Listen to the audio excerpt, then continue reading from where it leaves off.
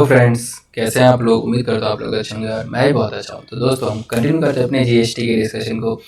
और हमने इस चैप्टर की क्विक रिवीजन कर लिया था लेटेस्ट रिकैपिटुलेट सेक्शन से, और अब हम करने जा रहे हैं सारे एग्जांपल्स और इलिस्ट्रेशंस। चलते हैं आगे और कंटिन्यू करते हैं, देखते हैं कि कहाँ से क्या एग्जाम्पल है और क्या हमें समझाने की कोशिश की जा रही है एग्जाम्पल्स के थ्रू।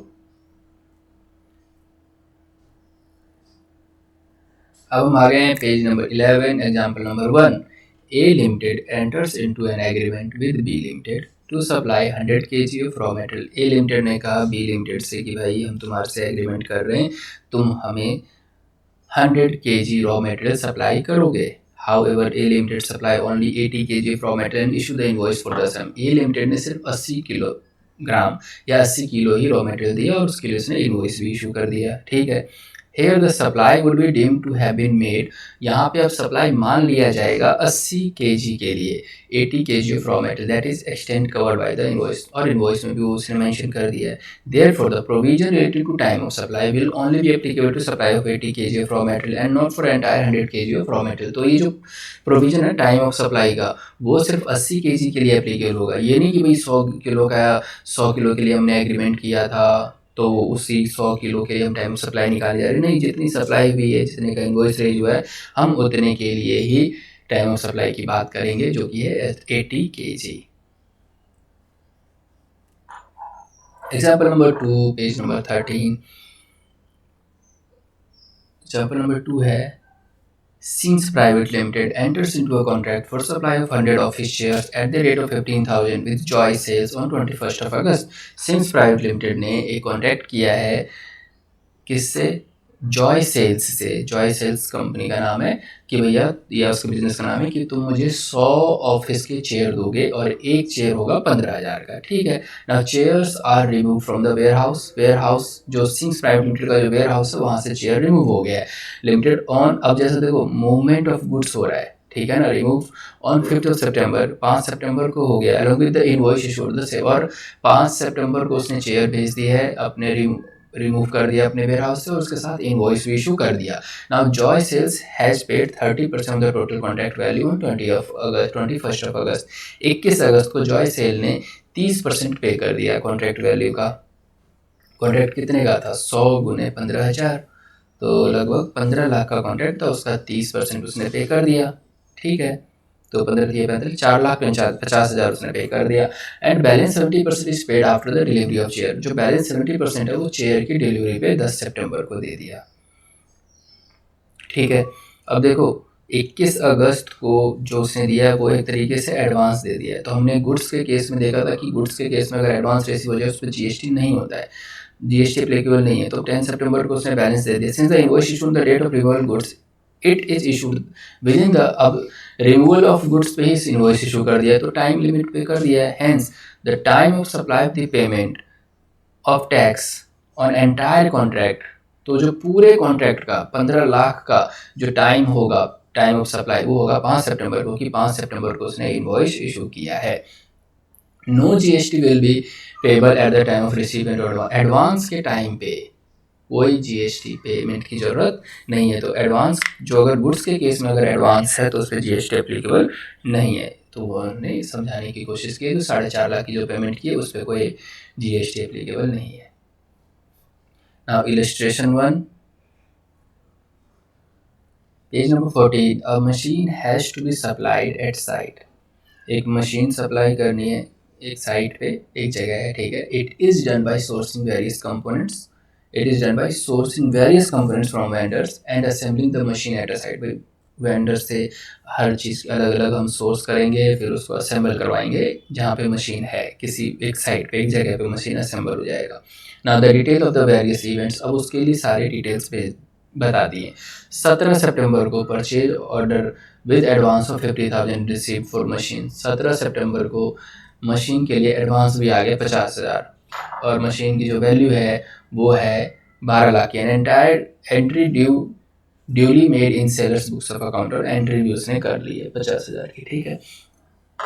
अब फिर देखो मशीन का अगेंस्ट 50,000 एडवांस आ रहा है, इस पर कोई जीएसटी नहीं होगा, तो इसके लिए कोई टाइम ऑफ सप्लाई नहीं। 20 October the machine is assembled tested at site and accepted by buyer. 20 अक्टूबर को मशीन असेंबल हो गया, टेस्ट भी कर दिया, बायर ने एक्सेप्ट कर लिया।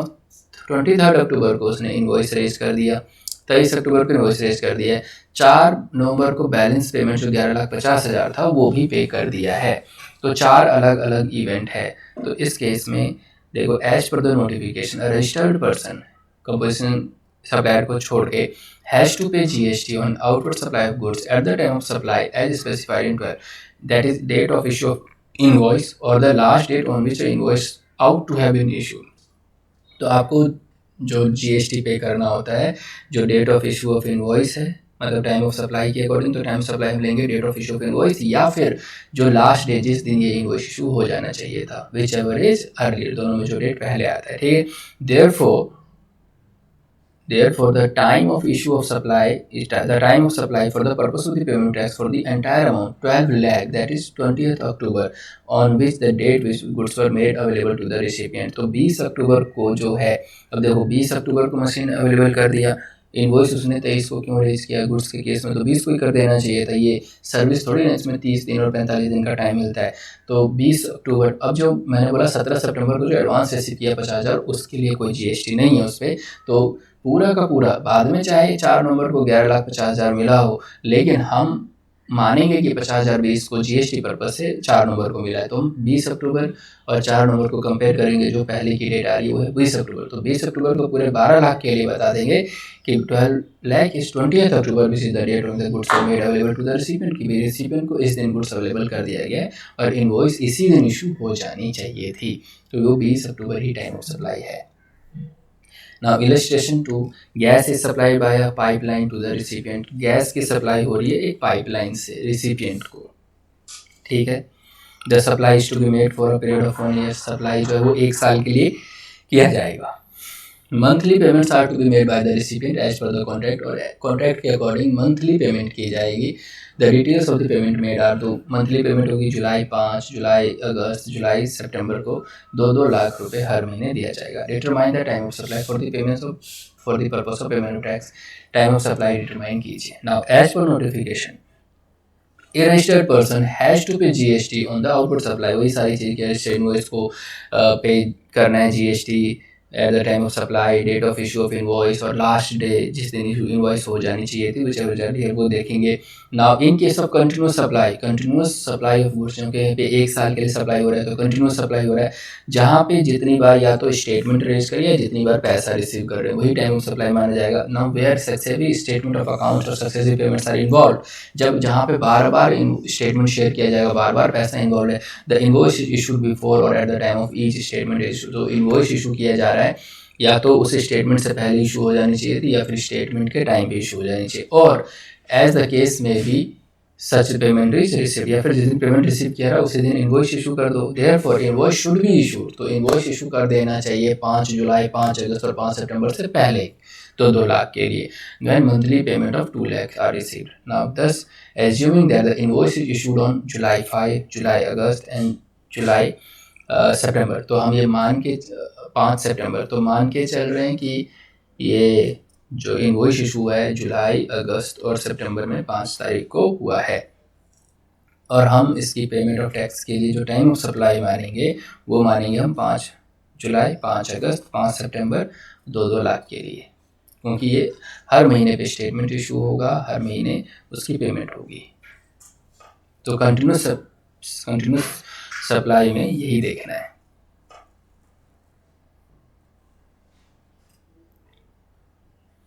Now page number 19, illustration number 3, determine the time of supply for the given information। May 4, 4 मई को supplier invoices goods taxable on reverse, याद रखना रिवर्स चार्ज है, तो रिवर्स चार्ज के केस में अगर गुड्स का केस है तो हम इसमें 31st day of issuance of invoice लेते थे, और उधर हम 61st डे लेते हैं सर्विस के केस में, और यहाँ देखना है इनवॉइस किस दिन रेज हुआ है ना, ये सब भी है। चलो देख लेते हैं। May 4, supplier invoices goods taxable on reverse charge basis. Supplier ने इनवॉइस दिया है, गुड्स इशू किया है, जिसको रिवर्स चार्ज बेसिस पे ब्रिज एंड कंपनी को दिया है, तो ठीक है। 30 day from the date of issuance of invoice elapsed on June 3, तो जून 3 जून मतलब 3 जून को वो 30 डे इलेप्स हो रहा है, ठीक है। Now May 12 bridge and company receive the goods. May 12 के केस में ब्रिज एंड कंपनी ने गुड्स रिसीव, मतलब 12 मई को ब्रिज एंड कंपनी ने गुड्स को रिसीव किया और 30 मई को उसने पेमेंट कर दी। तो हमारे पास जून 3 है, मई 12 है, मई 30 है। तो इसको चेक करना है कि जून 3 जून 12 मई और 30 मई में क्या जल्दी आ रहा है, तो वह है 12 मई। तो here May 12 will be the time of supply being the earliest of the 3 stipulated. 3 date में से जो पहला डेट होगा, मई 4 को नहीं, मई 4 को तो उसने सप्लाई किया इनवॉइस, उस मतलब इनवॉइस दिया उसने सप्लायर, लेकिन उसमें 30 दिन और ऐड कर दो तो जून 3 आ रहा है। तो हैंस देखो अर्लीस्ट किस किस का देखेंगे, receipt of goods, date of payment and date immediately following 30th day of the issuance of invoice. Issue of invoice का जो 30 दिन के बाद जो इमीडिएट डे होगा तो 4 जून हो जाएगा। Here date of invoice is relevant only for calculating 30 day. तो यहाँ पे कह रहे हैं कि जो डेट ऑफ इनवॉइस है ना मई 4, वो इसीलिए रेलिवेंट है क्योंकि हम 30 डे कैलकुलेट करेंगे। तो ये है इसका जवाब कि भाई मई 12 इसका राइट आंसर है। Now illustration number 4, determine the time of supply from the given information. देखो फिर से 3 इवेंट दे दिए मई 4 को। अब सप्लायर इनवॉइसेस गुड्स टैक्सेबल और reverse charge, pillar and company को मई 4 को उसने इनवॉइस दिया। 30 दिन किस दिन एक्सपायर हो रहा है, 3 जून को हो रहा है, ठीक है। 12 जून को उसने गुड्स रिसीव किया है which were held up in transit में। और जुलाई 3 को देखो जुलाई 3 को क्या है, payment made for the goods. जुलाई 3 को पेमेंट कर दी है गुड्स की। अब देखो 3 डेट कौन कौन से हैं, जून 3 को 30वां दिन खत्म हो गया तो 31st डे क्या हो जाएगा, 4 जून। तो 4 जून, 12 जून और जुलाई 3 दोनों में सबसे पहले क्या है, 4 जून है। हैंस जून 4 31st डे वही आ रहा है from the date of suppliers invoice will be the time of supply, उसी को हम टाइम ऑफ सप्लाई बोलेंगे। बीइंग द अर्लीस्ट, क्योंकि ये अर्लीस्ट है, सबसे पहले डेट आ रही है 3 स्टिपुलेटेड डेट्स में। कौन कौन सी डेट में, रिसीट ऑफ गुड्स में, डेट ऑफ पेमेंट में और date immediately following 30 day of issuance. मतलब जिस दिन इशू ऑफ इनवॉइस हुआ है उससे जो 30 दिन बाद जो डेट आ रही है उन तीनों को कंपेयर करने पे जो डेट सबसे पहले है उसी को हम मान लेंगे टाइम ऑफ सप्लाई। अब चलते हैं एग्जाम्पल नंबर 3। हमें कुछ समझाने की कोशिश हो रही है इस एग्जाम्पल के थ्रू। ACME sales limited sells goods coupons to a company. ACME sales limited ने फूड कूपन दिया है किसी कंपनी को, ठीक है। The company gives these coupon to the employee. Company ने वो फूड कूपन अपने एम्प्लॉय को दे दिया, लो भाई मजे करो, as part as agreed perquisites के फॉर्म में। Now the coupon can be redeem, coupon को रिडीम किया जा सकता है for purchase of any item of food. तो हमने देखा था कि जब कूपन या वाउचर में पता नहीं है कि इसकी रिडम्पशन किस किस चीज़ के लिए होगी, अगर कुछ भी ले सकते हैं, है ना। तो फिर इस केस में हम देखेंगे कूपन का इशू जो रिडम्पशन डेट है, ठीक है ना, as the supply against which the coupon will be redeemed is not known. हमें पता ही नहीं है किस दिन कूपन रिडीम होगा। Not known on the date of sale of the coupon के सेल के टाइम में हमें पता नहीं है कि इसकी रिडम्पशन किस चीज़ के लिए की जाएगी, इस कूपन का इस्तेमाल किस चीज़ के लिए किया जाएगा। Now the time of supply of the coupon will be the date on which the employee redeems it against food. तो हम टाइम ऑफ सप्लाई तब मानेंगे जब एम्प्लॉय इस कूपन का इस्तेमाल करेगा, रिडीम कर लेगा किसी फूड के अगेंस्ट या प्रोविजन ऑफ द आइटम जो अपने चॉइस के हिसाब से जो भी यूज़ कर लेगा। तो जब याद रखना कि कूपन किस लिए यूज होगा वो अनसर्टेन है, पता नहीं है, तो ऐसे केस में टाइम ऑफ सप्लाई तब होगा जब वो कूपन रिडीम किया जाएगा, ठीक है। Now example 4, with each purchase of large pizza during the Christmas week from one perfect pizza, one can buy a voucher of ₹20 which will be redeemable till 5th of June for a small pizza।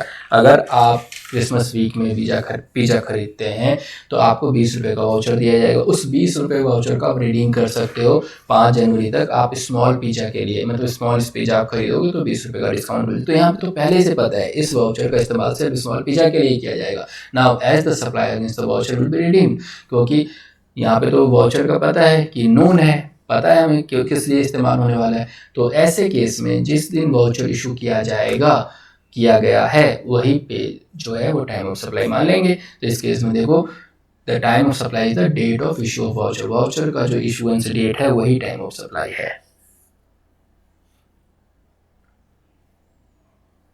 Now page number 23, example number 5।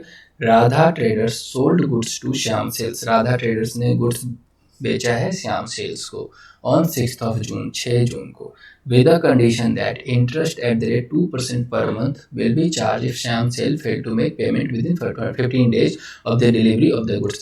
अगर Radha traders ने बोला है श्याम से अगर तुम 15 दिन के अंदर अंदर पेमेंट नहीं दे पाओगे डिलीवरी से तो हम तुम्हें 2% का इंटरेस्ट भी चार्ज करेंगे। ठीक है, तो ओके ना goods were delivered along with invoice, goods भी दे दिया और इनवॉइस के साथ 6 जून को दे दिया ना। Shyam sales paid the consideration for the goods on 6 July. अब श्याम सेल्स ने जो उसको पैसा दिया 6 जुलाई को दिया, मतलब 15 दिन के बाद दिया है, तो 15 दिन का पेनल्टी भी है और उसके साथ साथ उसने इंटरेस्ट भी दे दिया। Now time of supply of the goods, देखो गुड्स की तो टाइम ऑफ सप्लाई जिस दिन उसने इनवॉइस और गुड्स दे दिया, उसको गुड्स किस दिन दे दिया, 6 जून को उसको गुड्स दे दिया और इनवॉइस भी दे दिया, तो इसके लिए तो टाइम ऑफ सप्लाई 6 जून ही है।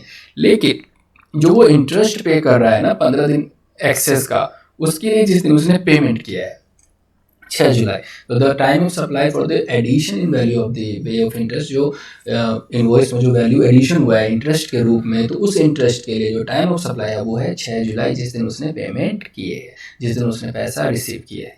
तो यहाँ पे दो थे, एक इनवॉइसिंग जिस दिन उसको गुड्स अवेलेबल कर दिया उसके लिए क्या होगा, और एक जब उसने इंटरेस्ट रिसीव किया। तो इंटरेस्ट रिसीव या लेट फाइन और पेनल्टी के लिए जिस दिन उसको पैसा रिसीव हुआ है वो ही उसकी टाइम ऑफ सप्लाई है। वो इसलिए भी है ना कि भाई जिस दिन पैसा रिसीव हुआ तभी तो जीएसटी भी देंगे, जब रिसीव ही हुआ तो जीएसटी कहाँ से दें। चलते हैं आगे।